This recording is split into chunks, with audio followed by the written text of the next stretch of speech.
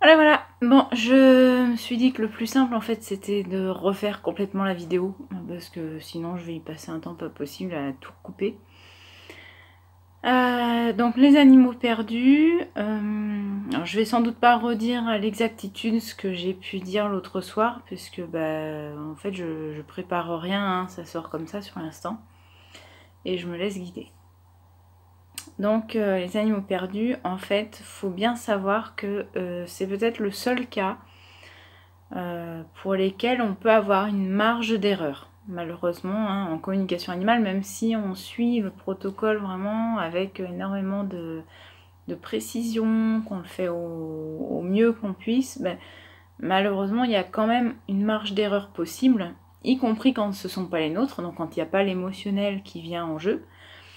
Pour la simple et bonne raison qu'en fait, alors comment je peux expliquer ça bien comme il faut, un animal, donc comme tout être vivant, comme tout objet, l'animal qui va être perdu a sa signature énergétique. C'est son empreinte vibratoire, c'est un peu sa carte d'identité énergétique. C'est-à-dire que, comme on va faire sur photo, puisque l'animal est perdu, on va se fier à la photo, donc à l'empreinte énergétique que l'on trouve sur la photo. Et à partir de là, donc le communicateur animalier va se brancher comme une station de radio, en fait, va aller chercher la bonne fréquence, donc la fréquence qui correspond à l'animal, donc grâce à l'empreinte énergétique et l'empreinte vibratoire. Une fois qu'on a cette fréquence-là, on peut établir la communication animale. Le souci, c'est que ces animaux perdus, parfois, ils peuvent être récupérés temporairement ou pour plus longtemps par une tierce personne, donc qui n'est pas le gardien attitré, qui va être le gardien temporaire. Ou tout simplement l'animal va être enfermé dans un lieu donc qui n'est pas son chez-lui habituel. Donc, pareil, c'est un lieu qui a une autre empreinte énergétique que lui correspondant. Et donc, plus l'animal va côtoyer ce nouveau lieu ou ce nouveau gardien, même si c'est temporaire, et finalement, son empreinte vibratoire va commencer à se moduler pour s'accorder et s'harmoniser avec l'empreinte vibratoire de ce nouveau lieu ou de ce nouveau gardien. Ce qui veut dire qu'on peut avoir une marge d'erreur. Puisque à partir du moment où sa signature énergétique, donc son empreinte vibratoire, commence à se modifier, vu que c'est par rapport à cette empreinte que l'on se fie pour faire la communication animale, forcément il peut y avoir des discordances. On peut avoir des discordances que ce soit au niveau du timing, c'est-à-dire l'animal va peut-être nous donner une information qui ne sera pas correcte au niveau du temps qui se sera écoulé. On peut avoir aussi une erreur concernant l'information, clairement. Hein, là, c'est d'avoir une information qui va être complètement erronée par rapport à ce que l'animal vit en réalité. Et dans le pire des cas, on peut même capter un autre animal que celui qui était prévu. Pourquoi ? Parce qu'on est quand même déjà, rien que pour les humains, on est plus de 7 milliards. Donc si on doit prendre en compte tous les animaux, finalement, la même fréquence vibratoire, pas loin, on en a forcément d'autres.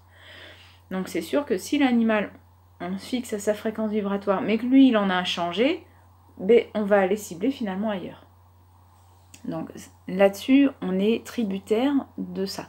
Il n'y a aucun communicateur animalier, enfin je pense pas, qui puisse dire « Ah non, là, je sais que ça a changé, donc je vous garantis le 100% zéro faute ».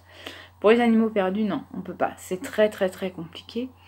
Et je vous assure que c'est pas la peine de nous taper dessus. On fait au mieux, forcément, on fait au mieux.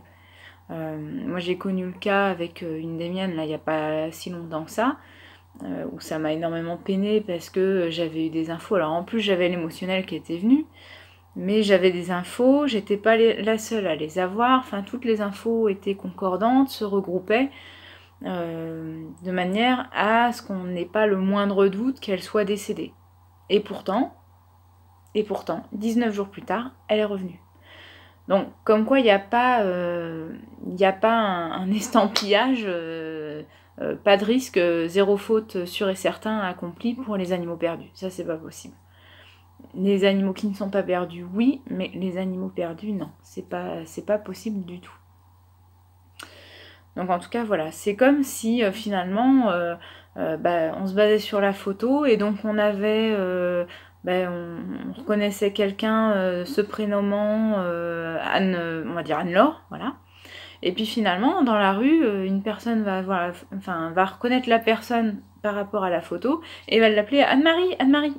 La personne qui s'appelle Anne-Laure ne va pas se retourner parce qu'on appelle une Anne-Marie. Donc c'est un peu la même chose pour la communication animale, c'est-à-dire que même si nous on essaye de tendre une perche à l'animal par rapport à ce que l'on sait et ce que l'on peut capter, et ce que l'on peut se brancher par rapport à la photo, malheureusement il suffit que l'animal soit coincé dans un lieu où est un nouveau gardien, même si c'est que temporaire, forcément la fréquence vibratoire, donc son empreinte énergétique va changer et malheureusement on est tributaire de ça. Donc voilà, là-dessus, je voulais vous expliquer un petit peu ça parce que je l'ai compris justement à travers le cas de ma minette. Et c'est vrai que je pense que c'est important quand même de le dire. Alors les animaux perdus, je sais pas si je continuerai d'ailleurs parce que je suis tellement perfectionniste que de me dire mon Dieu, je peux me tromper, ça m'embête. Donc voilà, ce sera vraiment du cas par cas et j'ai pas envie de me prendre la tête s'il y a un cas vraiment que je sens pas, malheureusement non, j'irai pas contre nature. Ça veut dire que quelque part mon intuition me dit déjà que non, il y aura un couac ou je n'arriverai pas à communiquer avec ou quoi, mais en tout cas je m'écouterai 2 fois plus. C'est la résolution que je m'étais prise de toute manière là pour la rentrée, après le petit coup de ras-le-bol, le gros coup de ras-le-bol que j'avais eu en juillet. Et d'ailleurs je remercie toutes les personnes que j'ai pu croiser ou retrouver en juillet qui m'ont permis de refaire le point et de me dire que c'est pas parce qu'il y en a une qui a rien compris à l'amour animal que finalement je dois faire une croix sur les 400 personnes que je forme par an et puis les personnes merveilleuses que je peux être amenée à rencontrer derrière. Donc merci à vous parce que franchement ça a été top. Voilà. Dans tous les cas, donc j'espère que cette petite vidéo va pouvoir être mise en ligne sans trop de soucis. Et puis prochain live, ce sera à peu près dans 2 semaines.